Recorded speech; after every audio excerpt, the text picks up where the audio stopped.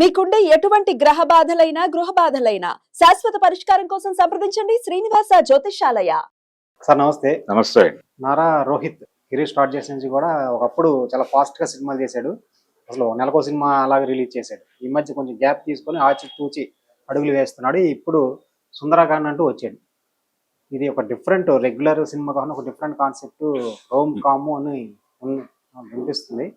మీరు చూశారు, ఎలా ఉంది? మీ రివ్యూ ఏం చెప్తారు? అంటే ఒక డిఫరెంట్ యాంగిల్లోనే వెళ్ళాడు సినిమా. అంటే పెద్ద కాన్సెప్చువల్ గొడవలేమీ లేవు, కానీ అంటే జనరల్ గా ప్రపంచానికి ఒక అభిప్రాయం ఉంటుంది. ఒక అంటే చిన్న వయసు అమ్మాయి పెద్ద వయసు అబ్బాయి పెళ్లి చేసుకోవచ్చు, ఈడు జోడు అనే కాన్సెప్ట్ లో అబ్బాయి వయసు అమ్మాయి కంటే అబ్బాయి కొంచెం పెద్ద అయి ఉండాలి. అంటే అమ్మాయి పెద్ద వయసు అమ్మాయిని చిన్న వయసు అబ్బాయి ప్రేమించుట పెళ్లి చేసుకునుట అసాంప్రదాయముగా భావించేటువంటి ఒక పద్ధతి నడుస్తోంది, ఒక సాంప్రదాయం అనే పేరుతో. అయితే దాన్ని బద్దలు కొట్టిన వాళ్ళు చాలా మంది ఉన్నారు. దానికి విరుద్ధంగా నడిచి ముందుకెళ్లిపోయిన వాళ్ళు, జీవితాలని అద్భుతంగా నడిపించుకుంటున్నటువంటి వాళ్ళు చాలా మంది ఉన్నప్పటికీ ఆ కాన్ఫ్లిక్ట్ తో ఈ కథ మొదలై, అంటే పెళ్లికి వయసు అనేది అవసరమా, అంటే వీళ్ళిద్దరి మధ్య ఉండేటువంటి ఏజ్ గ్యాప్ అనేది కీలకమా అనే అంశం మీద కొంత డిస్కషన్ నడిపాడు ఆ సినిమాలో. దానికి రకరకాల ఎలిమెంట్స్ తీసుకున్నాడు ఆయన. ఆ తీసుకున్న ఎలిమెంట్స్ లో కూడా ఒక చిన్న వైరుధ్యం ఏర్పాటు చేసుకున్నాడు, జనాలకి కొంచెం క్యూరియాసిటీ పెంచటం కోసం. అతను స్కూల్ డేస్ లో తనకంటే సీనియర్ ని ఇష్టపడి ఆ క్వాలిటీస్ ఉన్నటువంటి అమ్మాయిని పెళ్లి చేసుకోవాలి అనుకుంటాడు. అది ఫెయిల్ అవుతుంది.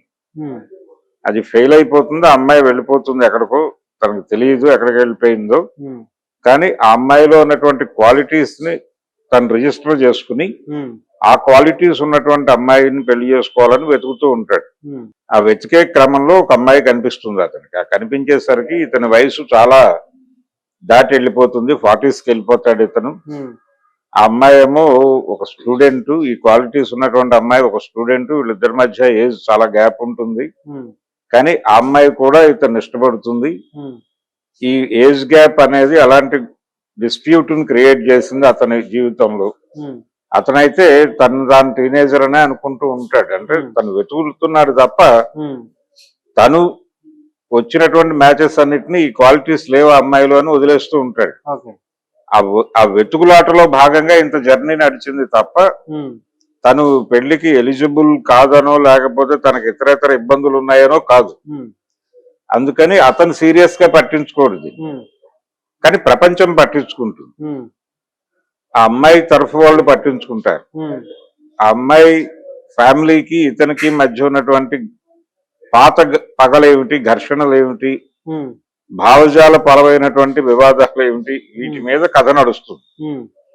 అలాగే అతను ఏ అమ్మాయినైతే చూసి ఈ 5 లక్షణాలు ఉండాలి అని చెప్పి ఫిక్స్ అవుతాడో ఆ అమ్మాయి అదే లక్షణాలతో జీవితంలో కొనసాగిందా లేదా అన్నది కూడా ఒక ప్రోగ్రామ్. అంటే ఒక్కొక్క ఏజ్ లో ఒక్కొక్క అభిప్రాయాలు, వాళ్ళ ఎక్స్పోజర్ ని బట్టి కొన్ని నడవడికలు డిజైన్ చేసుకుంటాడు ఏ మనిషి అయినా. అది ఇంకొక ఏరియాలో వాళ్ళు ఎక్స్పోజ్ అయినప్పుడు, ఇంకొక ఏరియాలో వాళ్ళు నడక ప్రారంభించినప్పుడు ఇవి మారిపోతాయి. అలా ఆ అమ్మాయి అదే అభిప్రాయాలతో ఎప్పటికీ ప్రయాణం చేస్తుందా అనే ట్రావెల్ కూడా ఒకటి ప్యారలల్ గా నడుస్తుంది. ఈ 2 లేయర్స్ మధ్యలో ఈ ప్రేమ కథని, ఈ ఏజ్ గ్యాప్ గొడవల్ని, వీటన్నిటిని మిక్స్ చేసి ఎంటర్టైనింగ్ గా వన్ లైనర్లు వేసుకుంటూ సినిమాని ఎంటర్టైనింగ్ గా, ఎంగేజింగ్ గా నడపగలిగారు. అలా థియేటర్ లో కూర్చున్నటువంటి ప్రేక్షకులకి బోరింగ్ గా అయితే లేదు సినిమా, ఇబ్బందికరంగా కూడా లేదు. అంటే అతను చాలా అంటే ఓపెన్ గానే హీరో ఏజ్డ్ అని చెప్పడం ద్వారా ఒక అడ్వాంటేజ్ వచ్చేసింది. ఆ అడ్వాంటేజ్ ని వినియోగించుకున్నాడు డైరెక్టర్. ఆ వినియోగించుకుంటూ తను చెప్పదలుచుకున్నటువంటి ప్రజెంట్ సొసైటీలో నడుస్తున్నటువంటి అనేక అంశాలని దానిలో అడపాదడపా మిక్స్ చేసుకుంటూ సాంప్రదాయకులు ఇబ్బంది పడకుండా, సాంప్రదాయం వాళ్ళు ఇబ్బంది పడకుండా, తన మీద దాడి చేయకుండా కూడా చూసుకుంటూ కాన్షియస్ గా లైటర్ విన్ లో సినిమాని డ్రైవ్ చేసుకుంటూ వెళ్ళిపోయాడు. ఓకే. ఇంట్రెస్టింగ్ గా క్యూరియస్ గా అనిపించడం కోసం కొంచెం వివాదాస్పదమైన అంశాలను తీసుకుని ఆ, అవి వివాదం కాకుండా చూసుకుంటూ నడపటం అనే కార్యక్రమంలో డైరెక్టర్ ఉమ్, విజయం సాధించాడు. ఓకే. అందుకని ఈ సినిమా నుంచి చూసి బయటకు వచ్చిన జనాలు కొంచెం నవ్వుకుంటూ బయటకు వస్తున్నారు కానీ ఉమ్, బాలేదు సినిమా అనో లేకపోతే మరో మాట అంటలేదు. నిజానికి ఉమ్, వార్ 2 లాంటి ప్రయోగాల కంటే ఇది ఉత్తమం. ఉమ్, ఈ పద్ధతి ఉమ్, ఇలాంటి అంటే ఏదో మేరకు ఒక లైన్ అనుకుని ఆ లైన్ మీద కొంత కమిట్మెంట్ చూపించి ఉమ్, దాన్ని ఎంగేజింగ్ గా ఎంటర్టైనింగ్ గా నడపడానికి ఏ ఎలిమెంట్స్ మిక్స్ చేయాలి అనుకుని ఉమ్, అలా డిజైన్ చేసుకుంటూ గనక వెడితే ఉమ్, సినిమాకి మినిమం థియేటర్ కి రెస్పాన్స్ వస్తుంది ఉమ్, అనటానికి ఇది. ఈ సినిమాకి కూడా థియేటర్ దగ్గరికి ఏమి జనాలు ఎగబడి వెళ్తారు అని కూడా నేను అనుకోవడం లేదు. కానీ ఉమ్, ఈ కంటెంట్ చూస్తున్నారు జనాలు. ఉమ్, సినిమా అనేది థియేటర్ వదిలేసి ఫోన్ లోకి వచ్చింది. ఉమ్, ఈ ఫోన్ కి థియేటర్ కి మధ్య, ఈ స్క్రీన్ కి ఫోన్ కి మధ్యలో సింగిల్ స్క్రీన్స్ మునిగిపోయినాయి. ఉమ్, ఆ ప్రమాదాన్ని కొంచెం ఇండస్ట్రీ పట్టించుకోగలిగితే ఒక ఏరియాలో వాళ్ళకి బిజినెస్ బాగుంటుంది. ఉమ్, కానీ ఏఐ అని చెప్పి వీళ్ళు ఎక్స్క్యూజ్ చేస్తున్నారు దీన్ని. ఉమ్, ఈ ఎక్స్క్యూజ్ చేయటం అనేది ఎంతవరకు నడుస్తుంది అనేది పక్కన పెడితే ఉమ్, ఈ సినిమా జనాలను ఎంగేజ్ చేసింది. థియేటర్లోకి టికెట్ కొనుక్కొచ్చిన ప్రేక్షకులను ఇబ్బంది పెట్టలేదు. ఉమ్,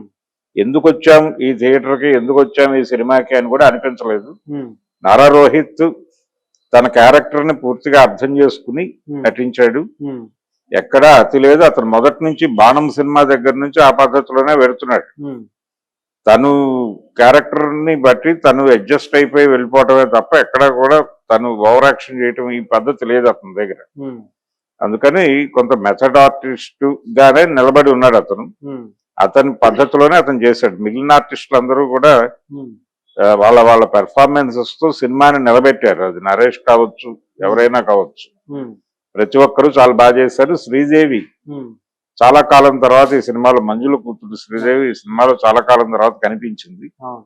తను కూడా తనకిచ్చిన క్యారెక్టర్ ని బాగా పెర్ఫామ్ చేసింది. అలాగే హీరోయిన్ ఉమ్, క్యారెక్టర్ చేసిన అమ్మాయి, ఇది బహుశా 2వ సినిమానో 3వ సినిమా అనుకుంటాను, ఉమ్, తను కూడా తన క్యారెక్టర్ ని అర్థం చేసుకునే నడిచింది.